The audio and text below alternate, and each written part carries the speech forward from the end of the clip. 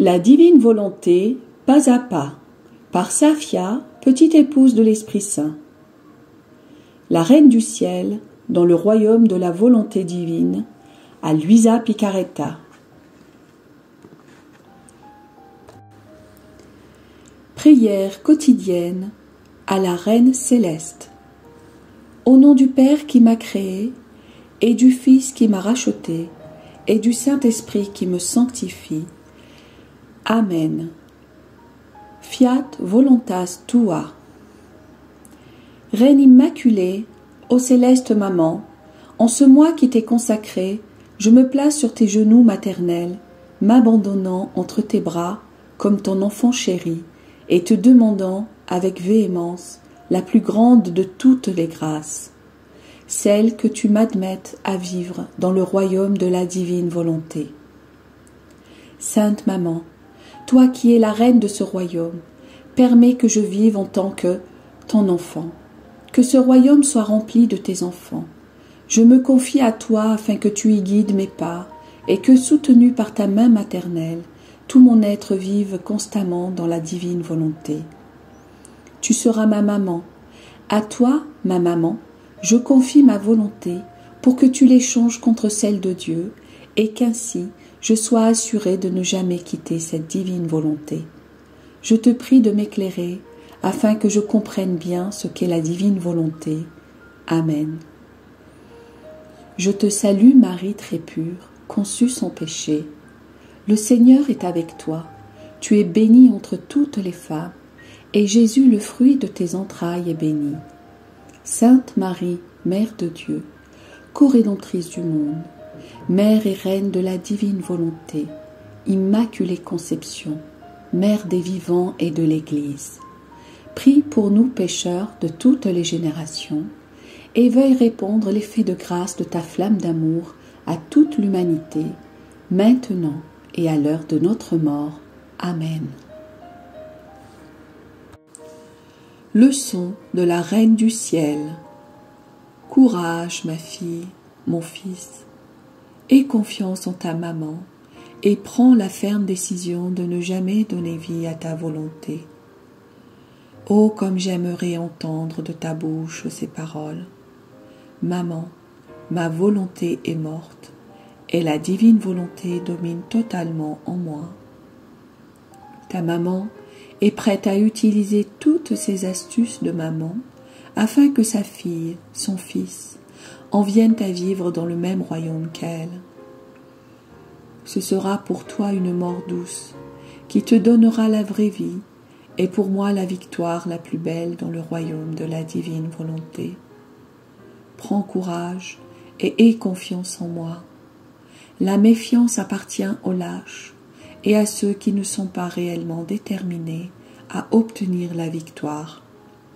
Ces gens sont toujours sans armes. Sans armes, on ne peut être victorieux, on est toujours hésitant dans le bien. Maintenant, ma fille, mon fils, écoute-moi bien.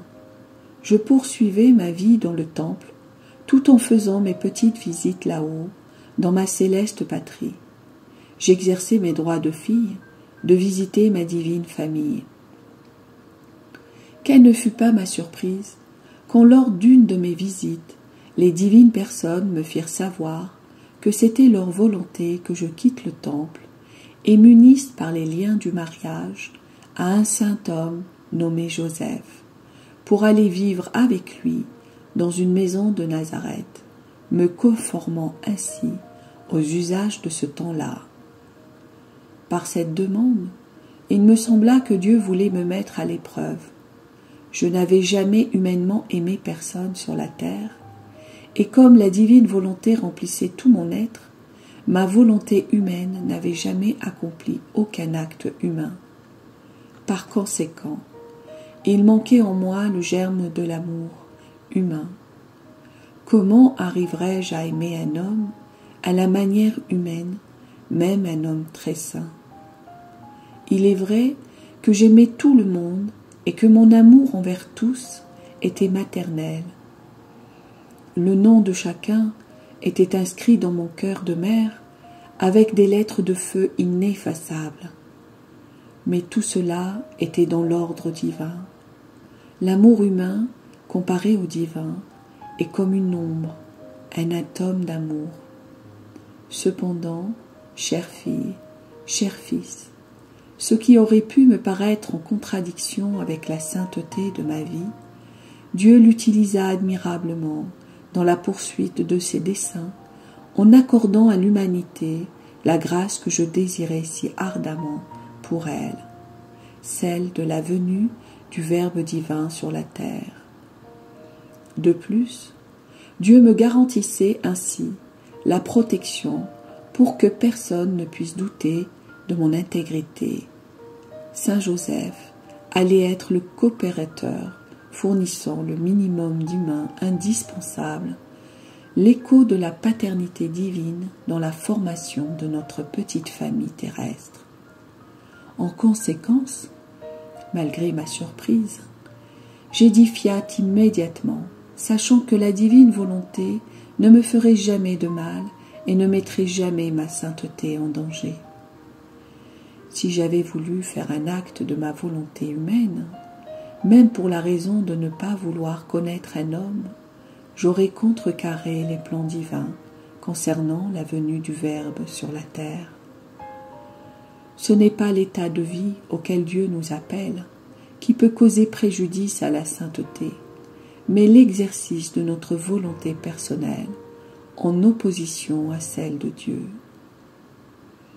Tous les états de vie sont saints, y compris celui du mariage, du moment que la divine volonté y règne et que l'on sache faire les sacrifices qui y sont inhérents. La majorité des gens sont paresseux. En conséquence, ils ne deviennent pas saints, et de leur état de vie, ils font un purgatoire, voire un enfer. Je n'ai dit à personne que j'allais devoir quitter le temple. J'attendais que Dieu lui-même organise les choses pour que s'accomplisse son adorable volonté. C'est d'ailleurs ce qui s'est produit. Les supérieurs du temple m'appelèrent et me dirent que conformément à l'usage, je devais me préparer pour le mariage. J'ai accepté. Miraculeusement, parmi plusieurs hommes, le choix tomba sur Saint Joseph. Nous nous sommes donc mariés et j'ai quitté le temple. Je te prie, fille bien-aimée, fils bien-aimé, de te conformer en toutes choses à la divine volonté, si tu veux que les divins desseins s'accomplissent pour toi. L'âme à sa reine immaculée. Céleste maman, ta fille, ton fils, se confie totalement à toi. Par ma confiance, je veux blesser ton cœur maternel, en espérant que cette blessure dise sans cesse « Fiat, fiat, fiat ». Petite pratique. Pour m'honorer aujourd'hui, tu viendras sur mes genoux et réciteras 15 gloires au Père pour remercier le Seigneur pour toutes les grâces qu'il m'a accordées pendant les 15 premières années de ma vie, et en particulier pour m'avoir donné la compagnie d'un homme si saint, Saint Joseph. Oraison jaculatoire. Puissante Reine, donne-moi les armes pour que je gagne la bataille dans ma conquête de la divine volonté. Amen. Fiat voluntas tua.